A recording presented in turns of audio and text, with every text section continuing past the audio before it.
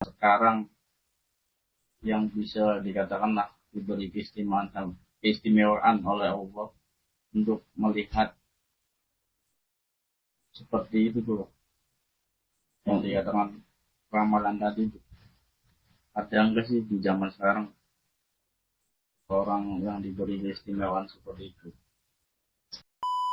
Orang-orang mencari kodam kayak kodam tuh digambarkan ada yang berbentuk seperti hewan lah, manusia lah, atau seperti wanita lah. Itu terbentuk dari pikiran kita apa memang hal yang gaib itu membentuk seperti itu gitu. Ketika wirid itu sedang apa? Apakah tidak kemudian akhirnya menggeser kekhusyuan kita bercengkrama dengan Tuhan atau tidak? Kalau ternyata menggeser, oh itu sama kita merasa takut loh, nah, diterkam itu kan sudah berarti menakut-nakuti.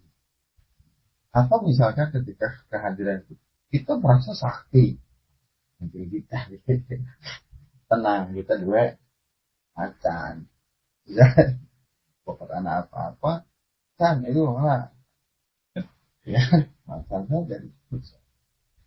Nah, lalu kemudian hubungan kita dengan Allah itu akan bagaimana?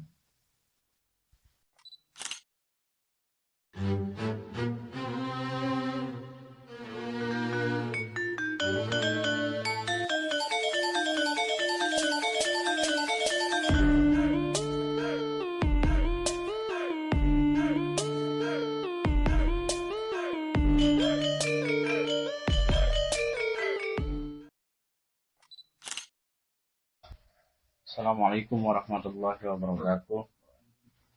Alhamdulillahirrahmanirrahim. Kita masih diberikan kesempatan oleh Allah Subhanahu wa Ta'ala untuk bertemu kembali di channel YouTube Cahaya Caruban Nagari, yang insya Allah pada kali ini akan berbincang-bincang mengenai fenomenal yang sedang marak viral di media sosial kita, yaitu fenomena cek hodam. Yang akan kita bahas adalah logiskah mengandalkan hodam untuk perubahan kehidupan seseorang. Begitu yang sedang marak di media sosial, yang insya Allah kita akan bicarakan atau kita akan bahas. Sebelum ke Kang Bana, mungkin yang Rizky ada sedikit keresahan tentang cek hodam yang begitu marak dan viral di TikTok nih. Itulah Rama. Di dalam TikTok kan live streaming ya, mungkin substansinya sih canda gurau ya. Cuman kan kedepannya dikhawatirkan mengubah mindset dari masyarakat yang SDM-nya kurang atau knowledge-nya atau pengetahuannya kurang tentang kodam, malah dijadikan kayak serius gitu. Kayak orang-orang yang punya kodam itu bisa menjadi sakti atau dan lain sebagainya gitu kan, karena kayak selewengkan gitulah. Nah ini kan perlu uh, kita memberikan informasi sebuah pengetahuan bahwa kodam itu apa sih historinya, bagaimana gitu, secara teori dipandang seperti apa gitu. Ya begitu sahabat-sahabat saya Caruban Nagari, mungkin selengkapnya apa yang dimaksud dengan kodam dan menurut di agama Islam itu kodam itu seperti apa, penjelasannya mungkin akan lebih tuntas dibahas oleh Kang Bana. Mangga Kang. Terima kasih. Assalamualaikum warahmatullahi wabarakatuh. Waalaikumsalam. Ini pembahasan kita sekarang lagi ngetren kodam itu. Yang memang menarik untuk dibahas ya. Karena sebetulnya bukan karena sedang trending itu. Yang kita bahas kadang-kadang urusan masalah kodam itu sendiri. Munculnya hal yang semacam ini akhirnya membuat masyarakat pada penasaran. Nah, minimal pada penasaran. Entah di balik itu punya tujuan apa sebenarnya. Kalau bahasa Rizky kepada Islam Bisa.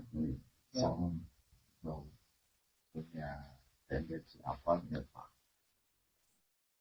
wajar TikToknya rame ya jelas ini yang kita garis bawahi adalah coba bedah situ kodam itu sendiri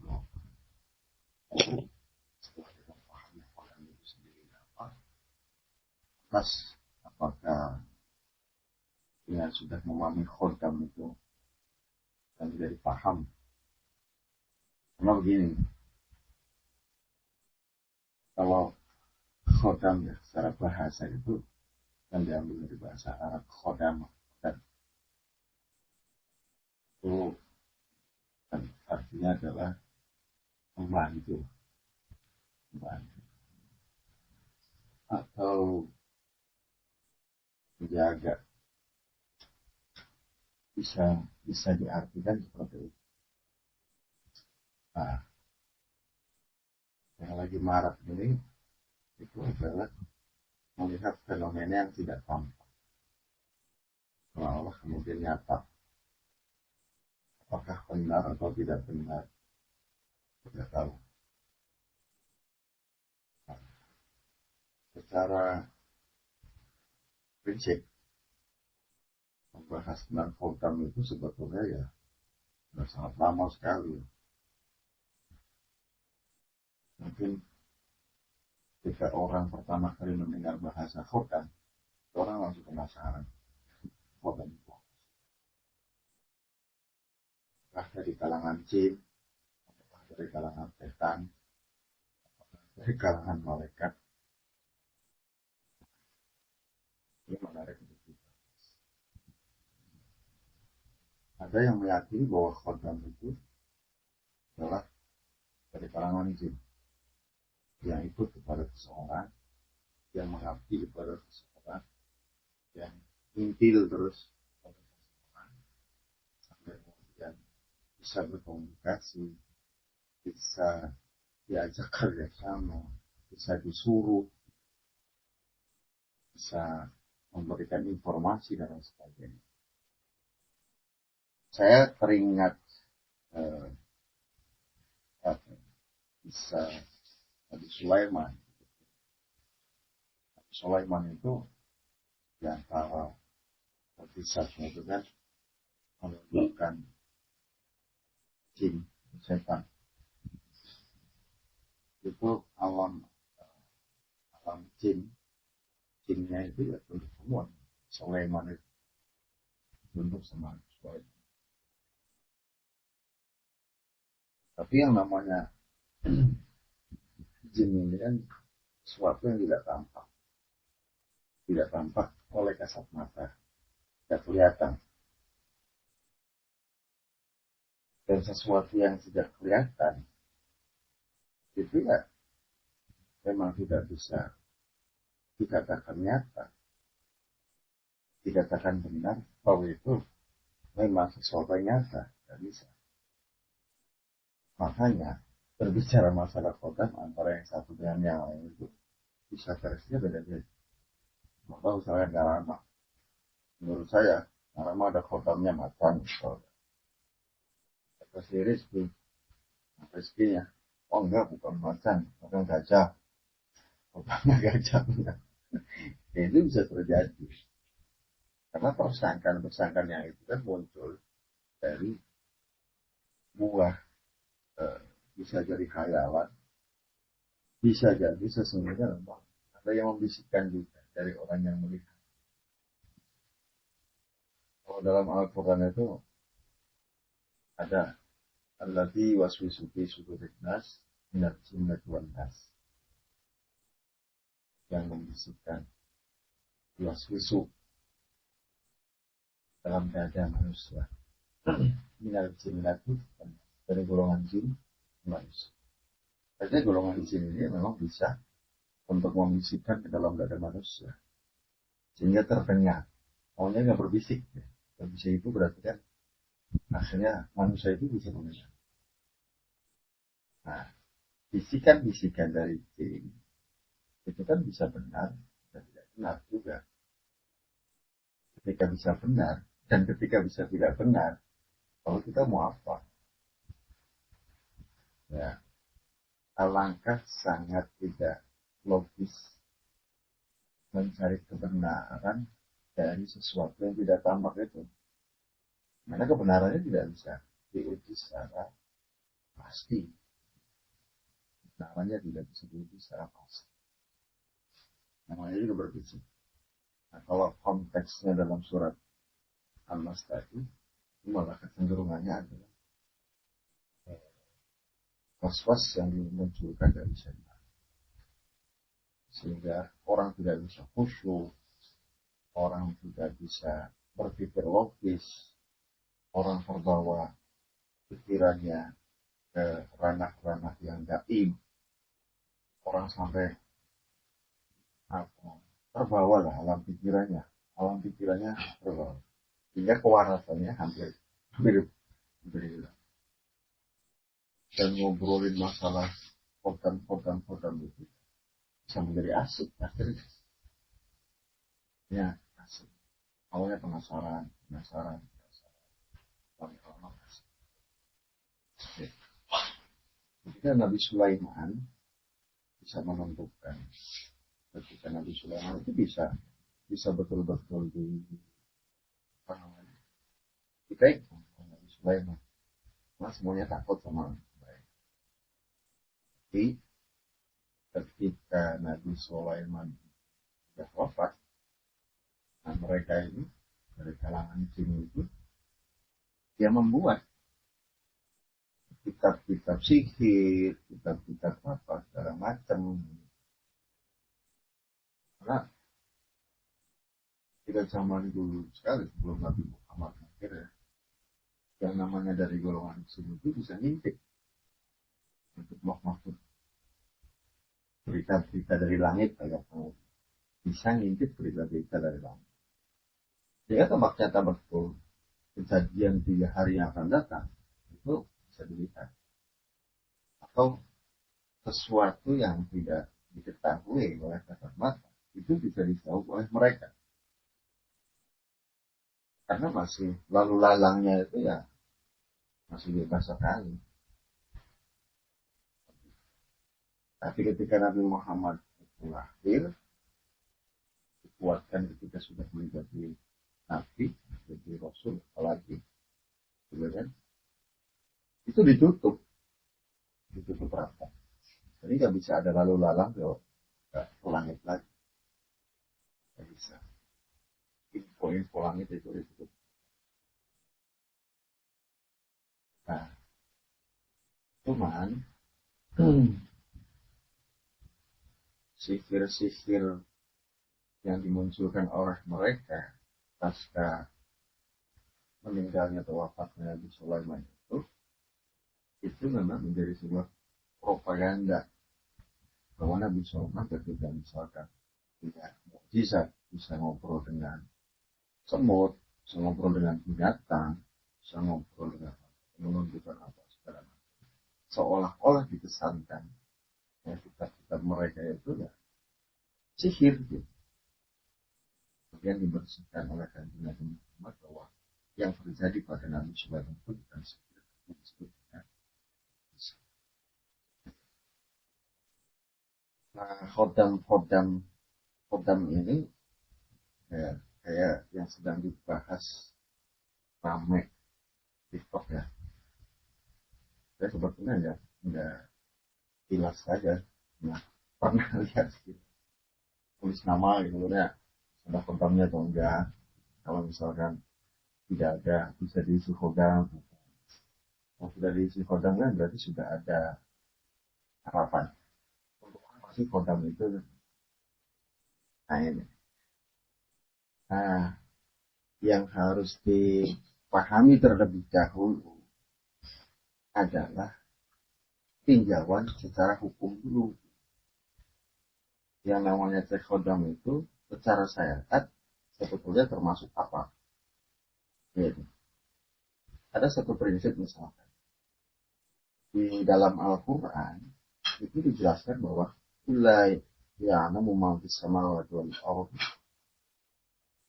al-ghaiba illallah wa ma yashkuruna ayyana yub'ats.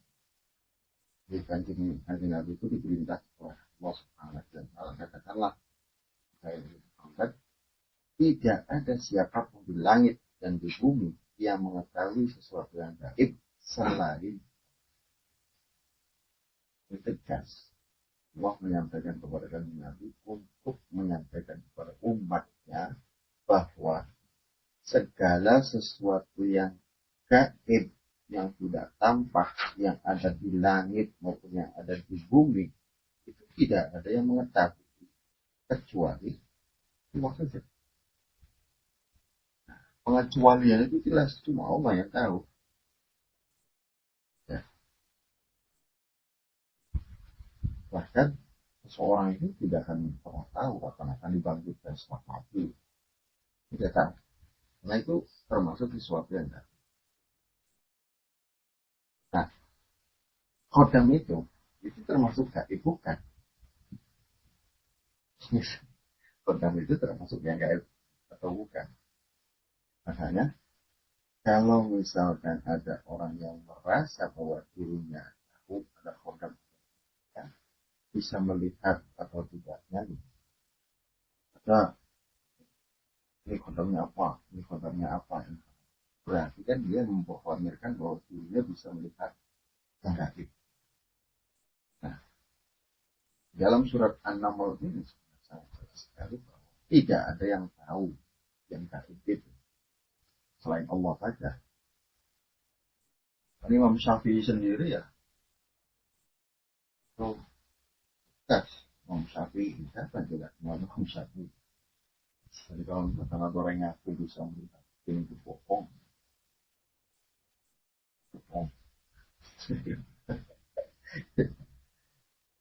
Nah, tapi ini harus dipahami dulu dalam arti begini. Yang namanya manusia dengan jin itu kan beda alam. Beda alam. Alam manusia itu sendiri, alam jin sendiri. Nah, bisa jadi terkadang Allah satu saat meningkat alam. Bisa jin yang disingkat oleh Allah masuk ke alam manusia. Bisa kemudian manusia singkat oleh Allah alamnya kemudian masuk ke alam. Dan jin itu biasa disebut dengan alam asfal. Diri. Nah, secara wallahu alam juga. Wallahu alam juga. Nah, ya, tetapi tidak ada pembuktian secara pasti orang bisa melihat, orang bisa melihat.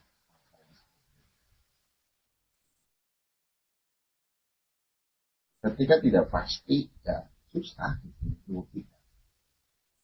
Makanya ya sebetulnya nggak terlalu penting juga. Terlalu penting juga, apalagi meyakini kepada akan ada perubahan. Contoh misalkan beli khodam untuk dagang, ya, beli khodam untuk dagang seseorang. Pak, Bu, pinter lah, ini disebut orang pinter.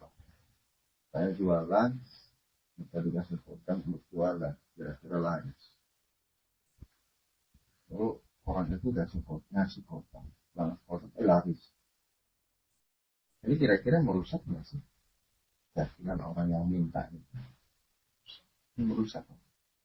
Kalau misalkan ternyata iya laris dagangan, dia meyakini larisnya dari mana? Tapi secara hakikat, apakah itu dari khodam? Ya enggak. Rezeki itu sudah diatur oleh Allah. Ada orang laris, orang jualan biasa saja, orang yang jual nggak laku-laku sampai bangkrutnya. Ini semuanya, wow, yang mengatur di sekitar. Sebetulnya nggak ada kaitannya dengan itu. Kalau toh misalkan ada kaitannya dengan hal yang semacam itu, yang akan melakukan, kalau dalam bahasa istilah Jawa sih perewangan, ya perewangan, perewangan ini ikut ngerewangi, ikut membantu. Nah, itu itu tetap ranahnya adalah ketika Allah mengizinkan. Kalau tidak mengizinkan, apakah bisa? Ya nggak bisa juga. Makanya harus diperteguh itu sebetulnya adalah aluk ilallah, bukan kemudian lari kepada orang-orang yang semacam itu. Lari ke orang-orang yang semacam itu betul ada larangan. Anggaplah bahwa orang yang semacam itu disebut sebagai peramal. Bagaimana hukum apa namanya mendatangi peramal? Yang Nabi jelas melarang seorang itu untuk datang kepada peramal.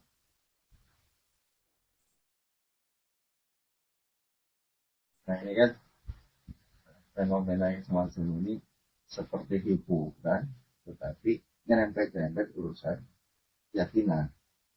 Ya. Nah, ini yang saya rasa memang harus terus. Jadi nggak usah iseng lah kalau misalkan ditulis sama Ramadan gitu ya. Kayak kodam gitu, namanya Ramadan. Ternyata nggak disebut-sebut. Berarti bisa jadi kodamnya lebih gede itu. Jadi yang namanya. Jadi kenapa? Karena meminta kepada peramal untuk diramal. Kita ini kan kodam. Ya mungkin sekilas itulah. Sekilas itu. Kita bisa mengembangkan pelan kodam itu sendiri. Yang pertama yang mau saya tanyakan seperti ini. Mungkin tadi dijelaskan tentang Nabi Sulaiman sih bisa menaklukkan jinnya kan. Itu kan Nabi kan. Apakah ada manusia di zaman sekarang yang bisa dikatakan diberi keistimewaan oleh Allah untuk melihat seperti itu tuh yang dikatakan ramalan tadi tuh. Ada enggak sih di zaman sekarang orang yang diberi keistimewaan seperti itu? Saya nggak bisa memastikan bahwa ada orang atau tidak ada orang. Karena menurut beberapa cerita, saya disebutkan masjid jin gitu kan. Disebut masjid jin. Sebelum sendiri ada masjid jin. Dan banyak cerita kisah-kisah juga ada orang-orang yang bisa melakukan jin. Tentu ranahnya adalah kita mau berpikirnya kemana dulu. Penaklukan jin itu bisa terjadi kepada orang-orang yang khusus. Orang-orang yang khusus itu adalah orang-orang yang betul-betul diberikan anugerah Allah Subhanahu wa Ta'ala untuk bisa menundukkan.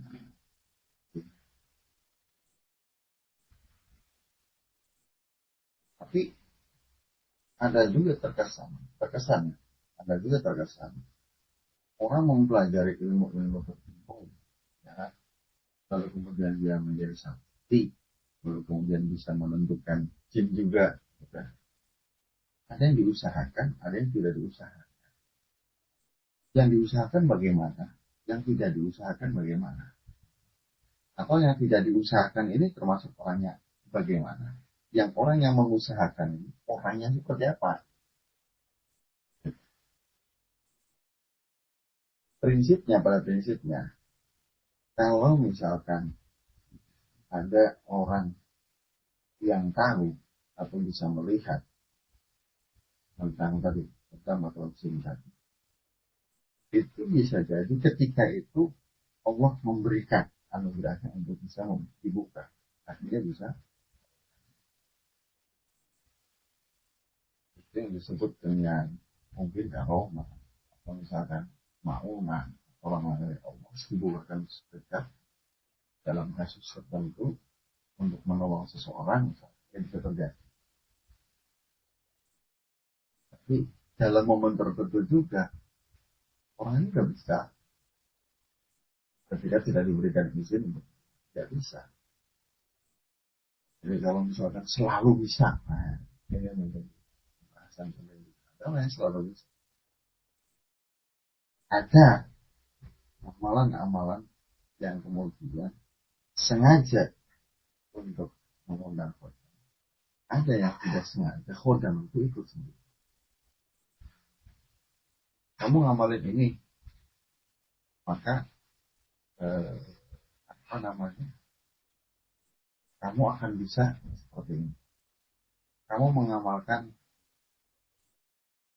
asma ini, maka kamu akan bisa seperti apa. Dan itu bisa diukur betul. Nah, ini jangan-jangan yang semacam itulah dan tadi tujuannya itu sudah keluar dari jalur syariat, jalur syariah, keluar dari jalur syariat. Untayan-untayan doa yang sebetulnya dimaksudkan sebagai senjata orang mukmin, kan? Senjata orang mukmin, tetapi itu akhirnya mempunyai tujuan yang lain. Kenapa kamu mengamalkan ini supaya HP? Kenapa kamu mengamalkan ini supaya data? Kenapa kamu mengamalkan ini dan itu supaya ini? Dan itu lebih kecondongannya adalah dalam rangka untuk menghadirkan kodam-kodam. Maka kodam-kodam, katakanlah kodam yang semacam itu bisa mengikuti, bahkan yang ekstrem itu bisa masuk ke aliran darah. Dan ketika sudah masuk ke aliran darah, bisa juga akhirnya menguasai diri kita. Bisa menguasai pikirannya, bisa kemudian membersihkan lagi dadanya, ini kan bahaya. Maka ketika berdoa, ya berdoa saja. Begitu. Ketika berdoa saja. Tidak ada tujuan, tidak ada keinginan agar supaya tadi adanya perewangan, adanya kodam. Nah, ini yang disebut dengan munajat atau doa yang betul-betul tulus meminta kepada Allah. Nah, sifat jin itu mungkin sifat jin itu ketika ada orang yang membacakan sesuatu, cuma ada yang ikutin kemudiannya. Jin yang muslim mungkin, karena jin ada yang muslim, ada yang kafir juga. Senang dengan wiridan. Datang mereka untuk wiridan, bisa. Saya senang ikutin terus. Nah, ini kan memang harus diwaspadai betul. Harus diwaspadai betul. Dan tidak ada jaminan sedikit pun seseorang itu akhirnya tidak terpengaruh oleh makhluk-makhluk seperti itu. Ya, jangannya terlalu banyak, satu saja misalnya. Belum tentu kemudian dia tidak terpengaruh.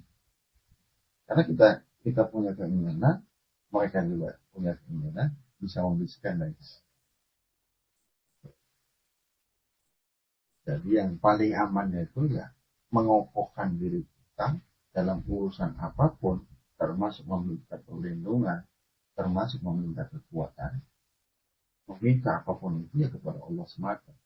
Tidak memikirkan sedikit pun nanti saya akan nanti saya akan banyak orang yang suka, nanti saya masalah. Yang kaitannya dengan itu. Yaitu sebagai saya lebih menjelaskan untuk kepada batasan-batasan. Jadi, karena kalau sudah terlalu asik ngobrolin itu cara pandang konten terus. Jadi sangat baik. Ketika kayak sudah mulai asik orang-orang mencari kodam, kayak kodam itu digambarkan ada yang berbentuk seperti hewan lah, manusia lah, atau seperti wanita lah. Itu terbentuk dari pikiran kita apa memang hal yang gaib itu membentuk seperti itu gitu kan pada awalnya. Itu harus ditanya sama orangnya. Nah, kelihatannya datang, tahu kelihatannya Mau itu tadi pembuktiannya kan susah. Harusnya kalau pembuktiannya susah, mau ditanya bagaimanapun susah. Ya kan? Ditanya bagaimanapun ya susah. Gak bisa. Nah, kalau misalkan penjelasan, nah, misalkan wujud ya, wujud itu sendiri, bagaimana? Mau lihat aja nggak bisa. Bagaimana menjelaskan wujudnya? Ya kan? Iya. Allah jelas tadi yang disampaikan. Oh, tidak ada satu di langit begitu yang bisa melihat saya gaib. Ini kok merasa bisa itu gimana? Bisa melihat. Ya, bentuknya misalkan siluman buaya, harus gitu, siluman buaya, hanya di buaya darat, atau apa gitu ya. Jadi itu kayak enak-enak orang ngomong aja. Ini enak-enak orang ngomong aja. Ini kodamnya yang ikutnya agak apa? Agak dari Cina atau agak dari agak Bona kan? Nah itu jadi susah memang pembuktiannya. Mereka punya alam sendiri, kita punya alam sendiri. Kita ngurusin kita sendiri.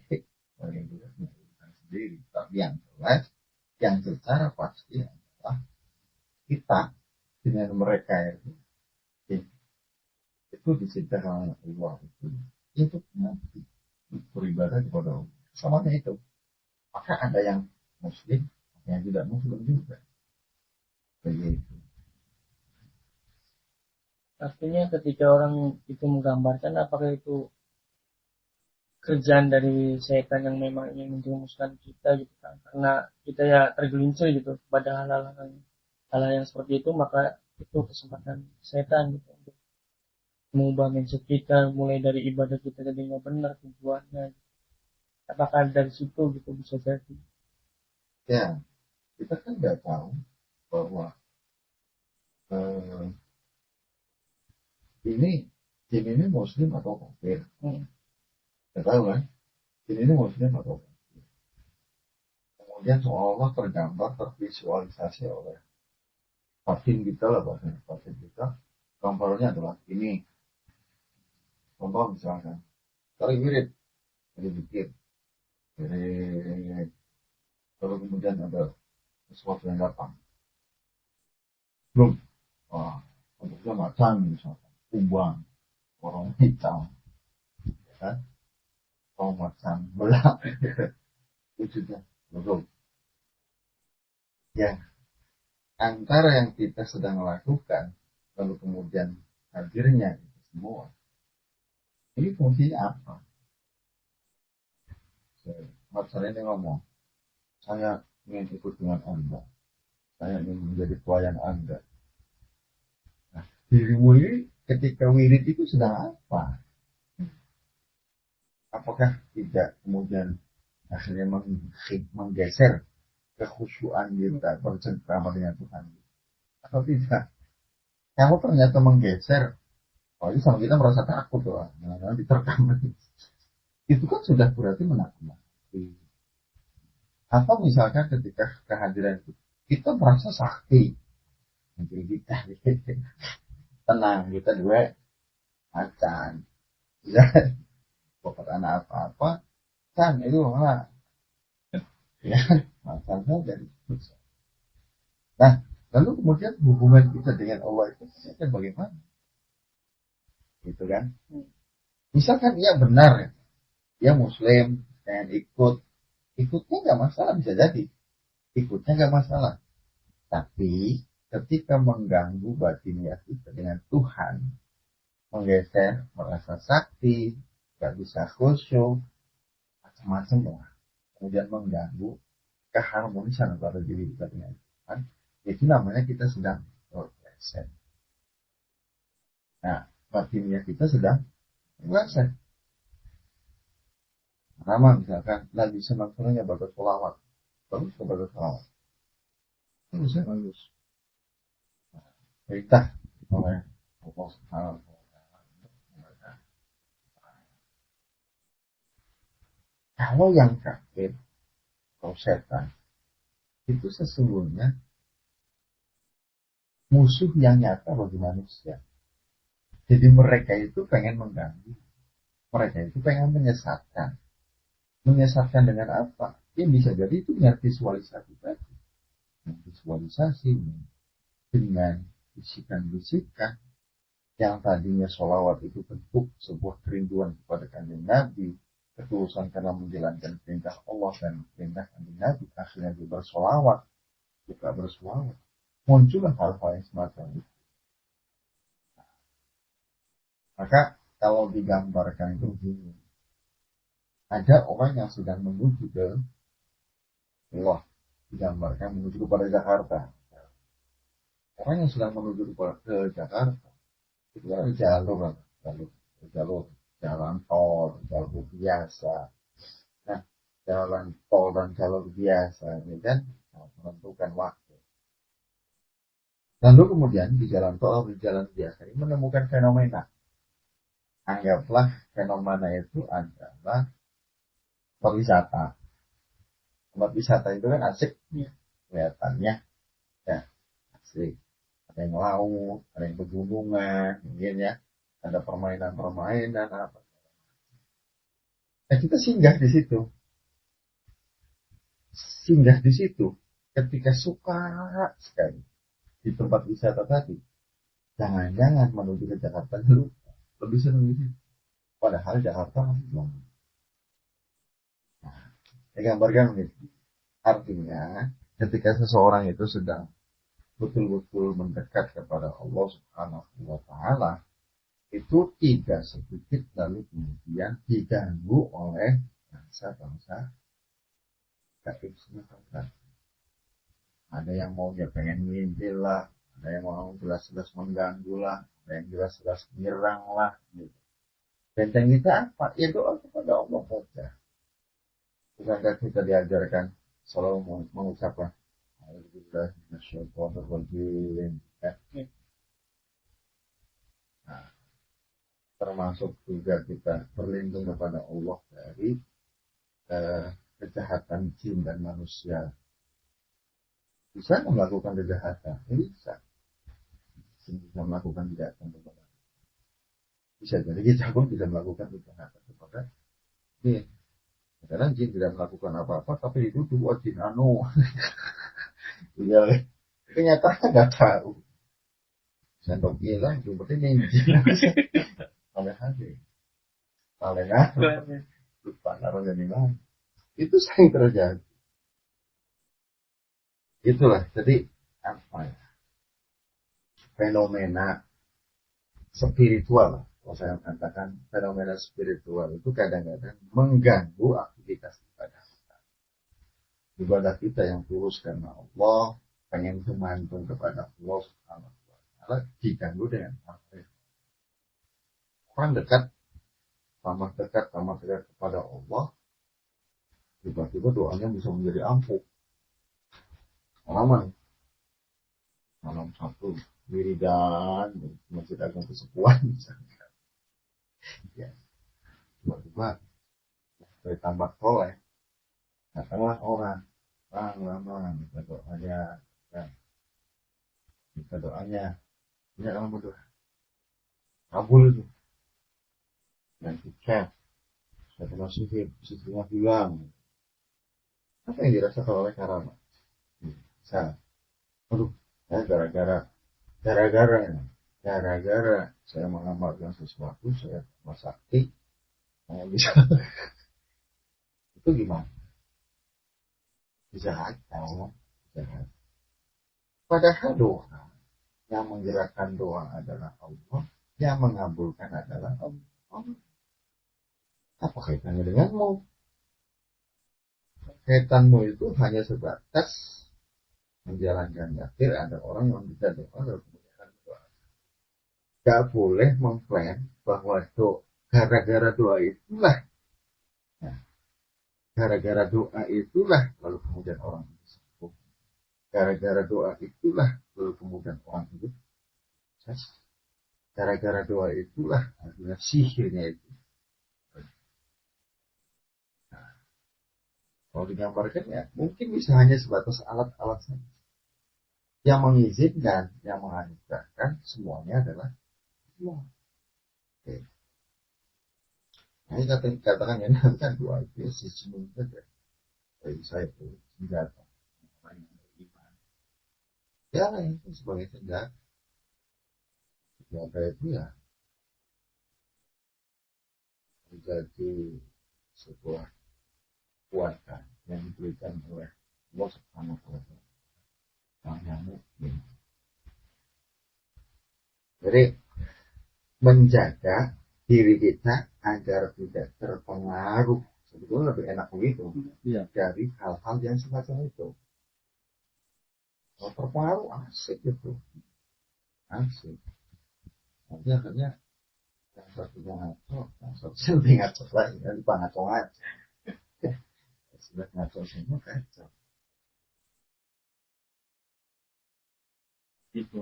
Jadi di surat dalam Al-Quran yang tadi Kang Bana bacakan kan sudah jelas bahwa tidak ada yang mengetahui rahasia di langit dan di bumi itu kecuali Allah itu.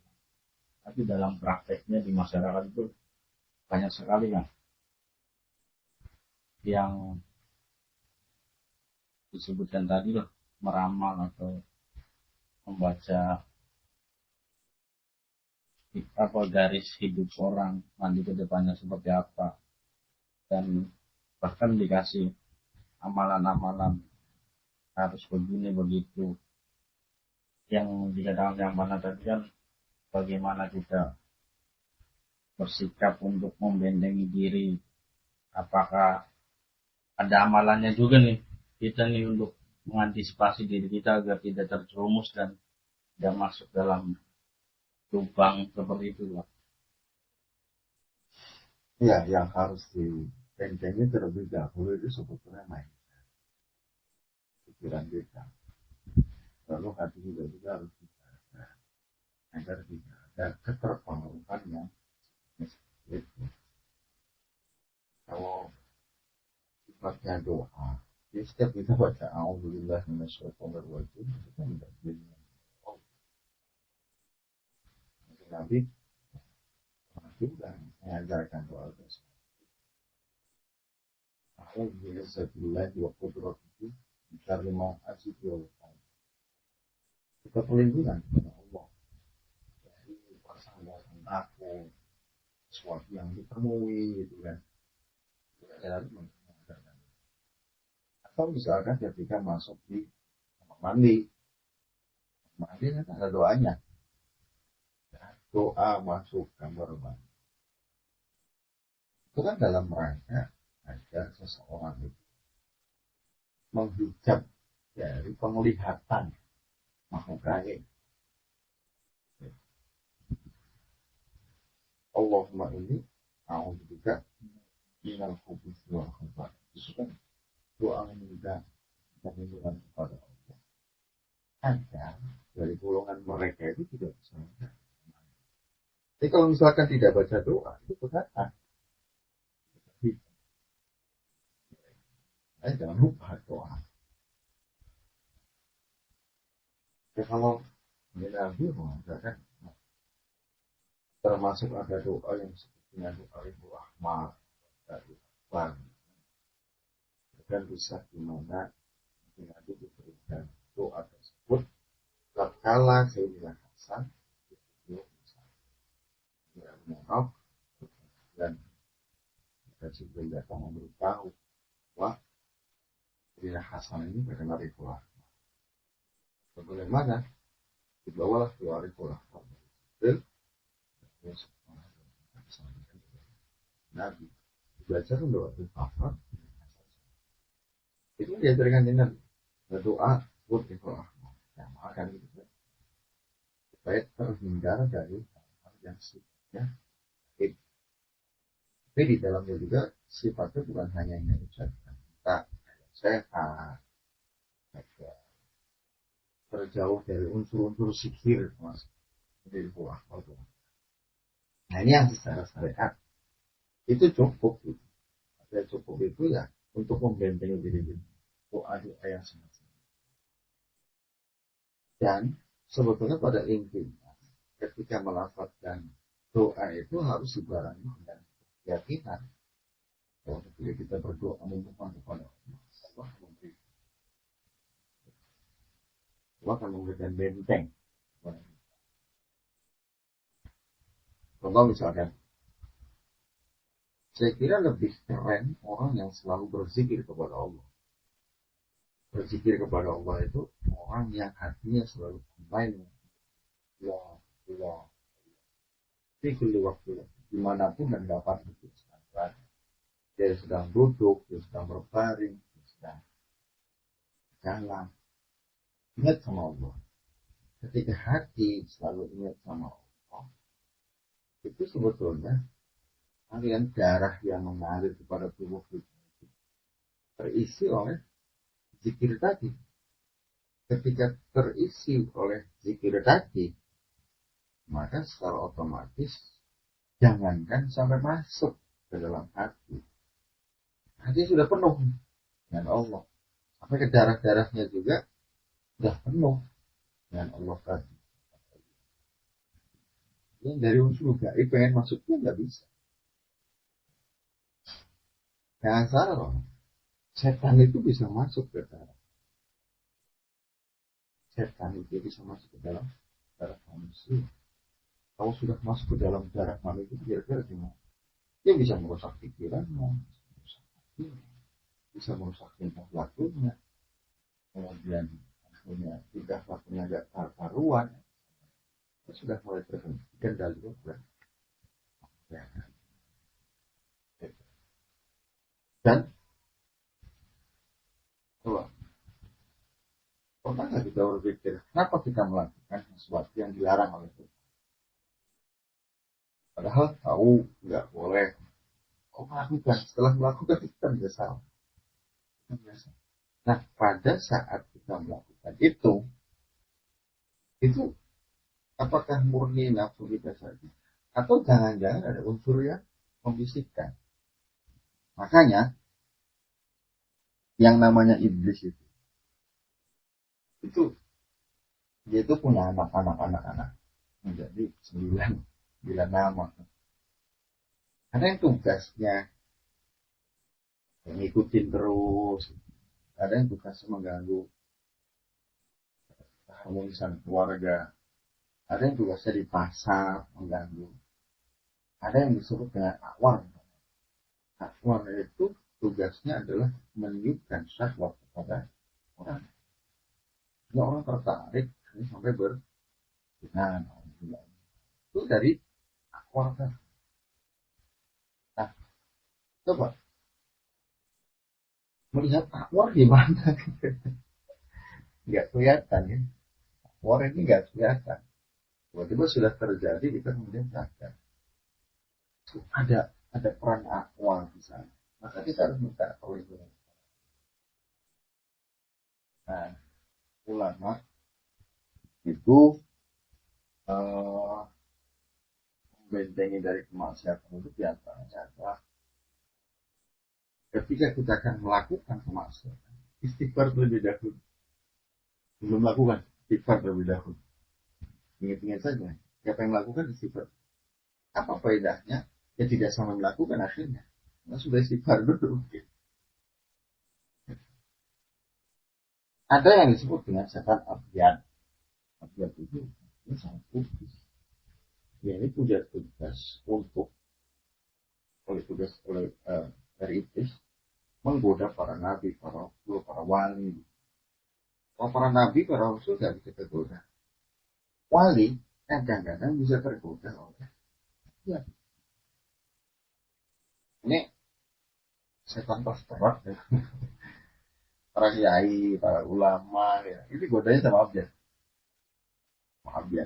Makanya bahasanya juga sangat putih. Ya kelihatan. Ya mungkin. Digodanya dengan dalil.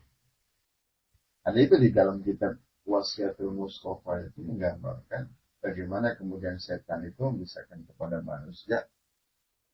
Kurang lebihnya begini. Mereka itu bisa menyampaikan dalil. Apa katanya? Innahu huwal ghafurur rahim. Sesungguhnya Allah itu maha pengampun, lagi maha penyayang. Omongannya benar gak? Benar. Omongannya benar, tapi dalam rangka menyesatkan. Menyesatkannya gimana? Udah, tenang aja, lakuin aja. Kan Allah maha pengampun ya. Nanti habis selesai, diampunan sama Allah. Kalau kena, dia akan melakukan itu kan. Dia akan melakukan itu. Setelah melakukan nyesel. Taubat, istighfar. Nanti ada bisikan lagi. Ada ajakan lagi. Melakukan lagi. Lakukan lagi. Nah, yang sering melakukan. Sampai baal. Kebal. Sudah terbiasa melakukan hal. Saya yakin orang yang pertama kali mabok, itu pasti menyesal. Tapi kalau sudah kedua, ketiga, keempat sering, misalnya udah mahal. Itu yang sangat ditakut. Jadi ada sebetulnya setan-setan yang lebih menyeramkan. Lebih menyeramkan. Yang bisa menguasai manusia, yang menghancurkan manusia. Ada orang yang, ada setan yang tugasnya itu bagaimana agar orang itu tukaran. Itu tukaran ribut. Nah, orang misalkan, saya sakit aja, kenapa ya? Ini dia konsentrasi, wah ini dari jinnya Rizky. Ternyata begitu. Rizkynya, serangan dari kakak ini. Nah, ada dong. Jadi kalau misalkan sesuatu terjadi pada diri kita sakit, misalkan, kita jangan berpikir bahwa itu kiriman. Kita lagi sakit saja. Memang sakit itu bisa jadi murni gejalanya adalah gejala penurunan kesehatan atau memang dibikin oleh makhluk gaib. Itu bisa jadi murni karena makhluk gaib sendiri atau itu dari perewangan. Nah, kadang-kadang kita belum apa-apa sudah menuduh, wah kan, itu perlu. Ya senang. Karena kini belum. Tapi itu waras. Mengantar kita kok ira. Ira sih mengantar kita. Itu bisa terjadi begitu. Akhirnya adu doa. Nah ini hal-hal yang semacam ini harus betul-betul dilurus. Karena nggak sedikit ya saya mendengar orang-orang itu. Kemudian gue disambut siapa ya? Wah, ya. Bagaimana harus ya? Ada lagi? Sudah dijawab. Ya. Ya mungkin ini terakhir kan? Pertanyaan terakhir.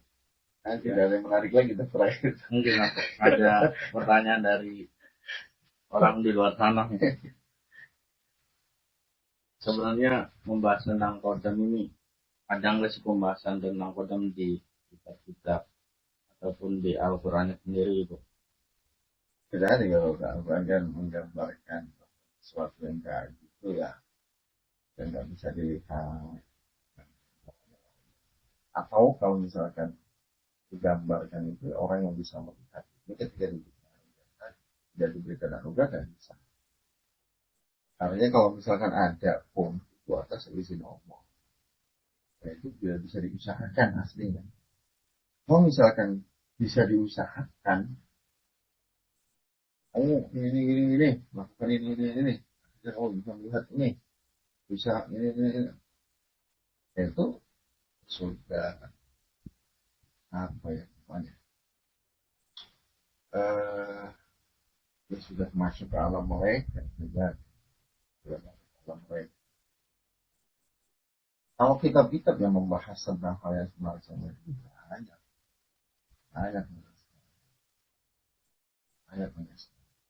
Ada yang murni, ada yang sudah apa? sudah mulai terkontaminasi dengan hal-hal seperti itu. Ada yang murni kayak seorang wali ya, seorang wali itu bisa saja kemudian diberikan anugerah oleh Allah dengan rahmatnya, diberikan doa-doa penjagaan. Kalau misalkan ya Syekh Abdul Hasan Al-Syadzili diberikan anugerah oleh Allah bukan doa yang nasor, sifar,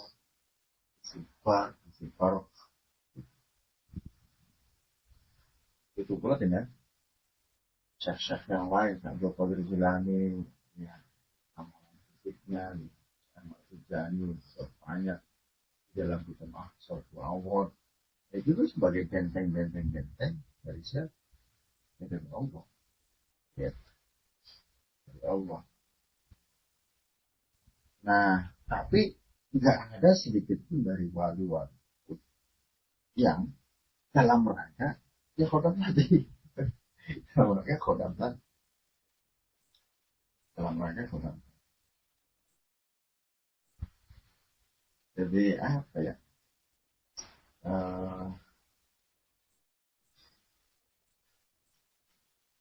Makanya pelik sebetulnya, pelik dan rumit jauh sebuah kepastian.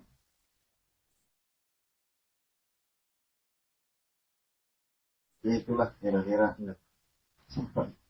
Ya begitu sahabat-sahabat saya Sarwan Nagari, pembahasan kita pada kali ini. Mungkin terakhir yang ada pesan-pesan untuk sahabat-sahabat saya Sarwan Nagari ya, agar tidak terpleset gitu.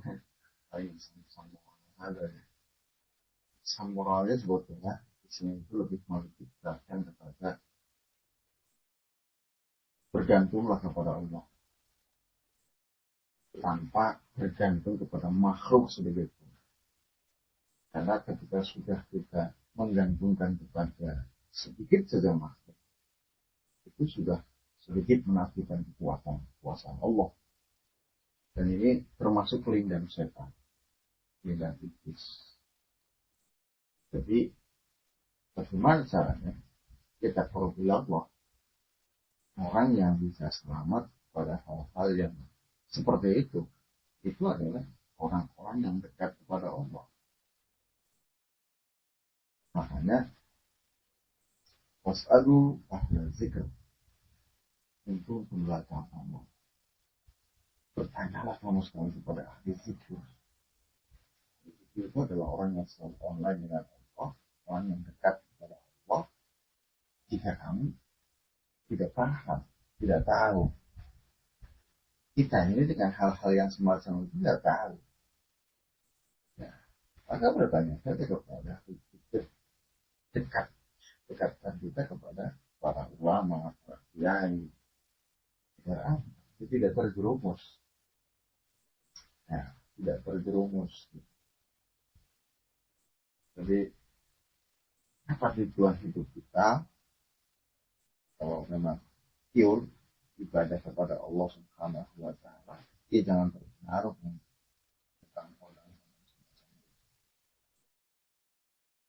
Jadi lurus saja, taruh kepada Allah, korup kepada Allah Subhanahu wa Ta'ala, minta perlindungan kepada Allah Subhanahu wa Ta'ala agar terhindar dari kejelekan yang tadi. Gitu. Tapi ya, akhir mungkin saya ingin menyampaikan itu semuanya tetap Allah. Artinya orang yang semacam ini pasti sangat tidak puas sekali. Dan itu sangat-sangat di luar kawan kebanyakan orang.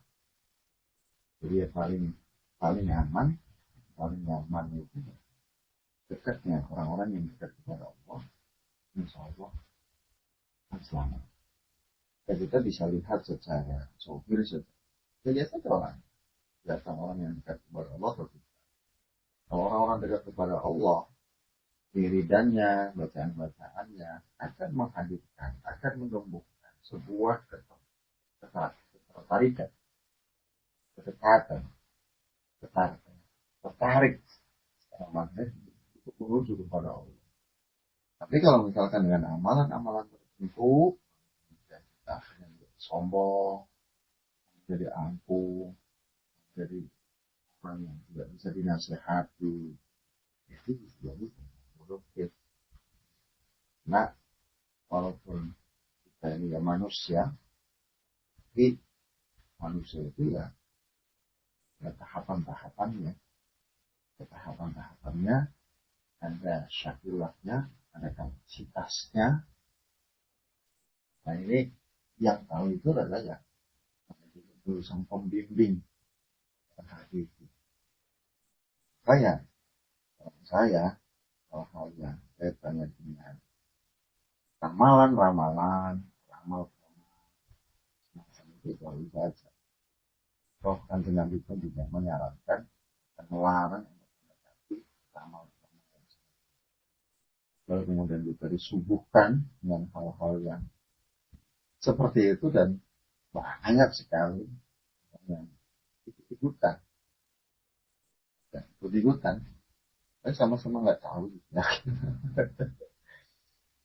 Tetap di akhir saya menyampaikan, wallah.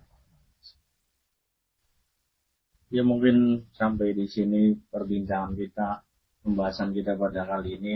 Mudah-mudahan bermanfaat untuk kita semua, khususnya untuk kita yang ada di sini dan umumnya buat sahabat-sahabat saya Caruban Nagari. Allahumma qila qawmi tariq. Assalamualaikum warahmatullahi wabarakatuh.